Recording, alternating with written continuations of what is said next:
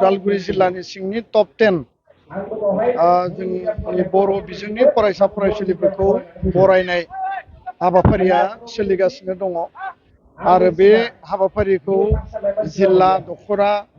बा दुलाराय बर' फरायसा आफादा कमल कुमार ब्रह्म देरहासार बान्था महरै गावबा गाव लेभेलाव जोङो बरायदों मान बावदों आरो बिथांमोननो थुलुंगानाय मोनसे जोङो मान बा बे इन्सपिरेसनखौ होदों आरो बिनि गेजेरजों जोंनि जि गुबै थांखि जे बर' बिजोङाव फरायनाय बर' फरायसा फरायसुलिया गावनि सायाव जि मोनसे आत्मबिस्वास जि फोथायनाय बेखौ लाखिनांगोन आरो गुन गोनां सोलोंथाइ लानानै गावखौ जाफुंसार होनायनि थाखाय बा मोजां रिजाल्ट खालामनायनि थाखाय गावनि सायाव बेबो मोनसे आत्मबिस्वास बा कनफिडेन्सआ थानांगोन। दा बेखायनो साफ्रोमबो फरायसा फरायसुलिफोरनिसिम जोंनि जि मोनसे गुबै जि आपिल जे दिनै बर' बिजों सान बर' मिडियामखौ दिनैनि सानाव 18 मे 1963 आव गिबि खेबनि थाखाय गायसनजेननाय जादोंमोन आरो बे गोलाव समनि जे मोनसे लामा हान्थिनायाव बर' मिडियाम बर' राव आरो बे बिजोङा दिनै जि मोनसे लेभेलाव फैबाय बिजों मिडियाम फरायनानै दिनै जोङो 90, 95, 96% जों मोननो हानाय मोनसे पर्याय फैबाय। 3831 जन फरायसा फरायसुलिया देग्लाय मेट्रिकआव फार्स्ट डिभिजन मोनबाय। बे बर' मिडियामनि मोनसे गोलाव समनि मोनसे देरहासारनाय जारनि। दा बेखायनो साफ्रोमबो फरायसा फरायसुलिया जिउआव गोथौ आरो मोनसे जि गुबै जि थांखि जिउनि जि मोनसे एम बे सिमाङा थानांगोन आरो गोब्राब मोनसे नाजानाया थानांगोन, धैर्य थानांगोन, पारसिभिरेन्स। आरो आङो साफ्रोमखौबो खावलायो जे नेभार गिभ आप, जेब्लाबो हगारनो नाङा, नाजाथाबबाय थानांगोन, अब्लानो जों साक्सेस जागोन। दा बेखायनो साफ्रोमबो फरायसा फरायसुलिया दिनैनि समाव बर' मिडियामनि गेजेरजों बा बर' फरायसा फरायसुलिया गुबुन मिडियामाव फरायनानै जि मोनसे सोलोंथाइ लानायनि मोनसे जि जार्नि आरो गावखौ जिउआव जाफुंसार होनायनि जि मोनसे लामा बेखौ गोथोङै क्लियार खालामनानै पांक्चुवेलिटी डिसिप्लिननि गेजेरजों हाबा मावोबा रावबो बेयाव फेल जानायनि खोथा गैया। बे बाथ्राखौनो जोङो दिनै नैबे सावरायनायाव मटिभेसनाव जों साफ्रोमखौ जोङो फोरमायदों। दिनै 60 बोसोर बर' रावनि बिमा सान, दा बेजों लोब्बा लाखिनानै नोंथांनि बर' रायजो राजानिसिम मा खावलायनो? बर' बिजोंनि मोनसे जाफुंसारनाय बेयाव गोबां चेलेन्जेसफोर, गोबां मोगा मोगि सौसिनो गोनां जाबोदों आरो दिनैनि बे समाव बिजोंखौ गायसनजेननाय बै समनि मेलेमजिबि हारि अनफावरि जातीयताबाद सिन्तानि जायफोर राव आरो मिडियामनि थाखाय नाजानानै बिजोंखौ गायसनबाय बे गेदेमा बिथांमोन आरो बर' मिडियाम बा बर' बिजोंखौ फोथांना लाखिनो सोमावसारनायाव जाय 18 जन बर' जे माहारि अनफावरि राव आरो बिजों अनफावरि बिथांमोना मुंख्लं जाबाय। बिथांमोननिसिम आरो गासै बे गोलाव समनि लामा हान्थिनायाव बर' राव आरो बर' बिजोंखौ लानानै हाबा मावबोनाय गेदेमा बिथांमोनखौ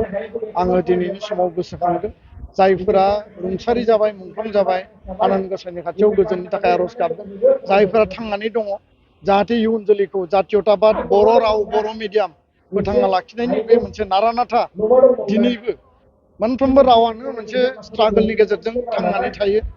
आरो रावबो माने स्ट्रागोल नङाबासिनो मजबुतै सेकिउर्डै थांनानै थानायनि बेयाव नजिर गैया। दा बेखायनो बे स्ट्रागलिं अबस्थायाव आरोबाव जोंखौ जाहाथे थुलुंगा होयो, सुबुरुन होयो आरो गावनि राव आरो मिडियामखौ लानानै जातीयताबाद, नेसनेलिज्म आरो बर' हारिनि सिनायथि, बर'नि माहारिबाद आरो गेरेमसा हारि दानायनि थाखाय बयबो खामानि मावगोन, बयबो ज' लोगो नांगोन, खौसेयै गसंथागोन, बेखौनो आं खावलायबाय। गोजोन्थों। बेनिफ्राय जों नुबाय दिनै जिहेतु बर' बिजोंनि माखासे फरायसाफोर दिनै थैनायनि लामायाव थांगासिनो दं। बिनि थाखाय जुदि बर' रावा स्टेन्डार्ड जाबाय, नेसनेल लेभेलावबो सिनायथि मोनबाय, खिन्थु बेराफारसे मिडियामनि जि गायसननाय फरायसालि बेफोर थैनो हमगासिनो, बिनि थाखाय मा राहा? जोंनि जे साननाय हनाय, मावनाय दांनाय आरो बर'नि साफ्रोमबो सुबुङा रेसपन्सिबल जिखिनि बेक्ति बा कनसियास बेक्तिफोर दङ, मोनसे मिडियामखौ फोथांना लाखिनो थाखाय, रावखौ फोथांना लाखिनो थाखाय बेयाव बयनिबो मदद नांगौ आरो जेखौ लानानै मोनसे ससियेल कमिउनिटि मोनसे मबिलाइजेसन बा कमिउनिटि मोनसे मुभमेन्टनि गेजेरजों बर' रावा थांना थानांगोन बेखायनो बर' मिडियाम नांगोन बर' मिडियामनि गेजेरजों गुन गोनां सोलोंथाइ लागोन मोजां सोलोंथाइ लागोन जोंनि गथ' गथायखौ सुबुं धोन सोरजिगोन आरो दिनै राष्ट्रीय शिक्षा नीतिनि आधाराव माने मादार टां मिडियाम बिमानि रावनि सायाव जे मोनसे बांसिन मुखुब होनाय जे हाबाफारि बा भारत नाङैनो बिमा रावखौ जे मोनसे प्राधान्य होनाय आरो बिश्वआव पण्डितफ्रा बुंदों जे गावनि बिमानि रावजों सोलोंथाइ लानांगौ दा स्कुलाव टिचार गैया एनरलमेन्टआ खमायदों फरायसा फरायसुलि गैयिनि थाखाय स्कुला थैलांनो नागिरदों फोरोंगिरि गैयिनि थाखाय मोजां सोलोंथाइ होनो हायाखै आरो बिनि थाखाय गार्जेना बिश्वासाव लानो हायाखै बे जेंनाया सरकारनि रायजो राजानि बिमा बिफानि कमिउनिटिनि आरो बेखायनो सरकार कमिउनिटि अर्गेनाइजेसनफोर आरो जोंनि गार्जेनफ्रा जुदि इउनाइटेडलि बिनि थाखाय जुदि बयबो मुखुबै खामानि मावोब्ला थारैनो जों बेयाव जाफुंसार जानो हागोन आरो बिनि थाखाय बयबो जयै खामानि मावनो गोनां दङ होननानै आङो दिनैनि सानाव बयखौबो आङो आपिल खालामो गोजोन्थों मिलाय आफादनि बारग' जिथु माने लोगो आफाद मोनसे समनि आसामनि सोलोंथाइ मन्थ्रि बिथाङा आसामनि बारग' सोलोंथाइ मन्थ्रि मानगोनां थानेस्वर बर' आरो बर' थुनलाइ आफादनि मोनसे समनि लोगो आफादगिरि सासे हारि अनफावरि बिथाङा राजखान्थि फोथारावबो खामानि मावदों आरो सोलोंथाइखौ लानानै सोलोंथाइ मन्थ्रि जाना थानाय समाव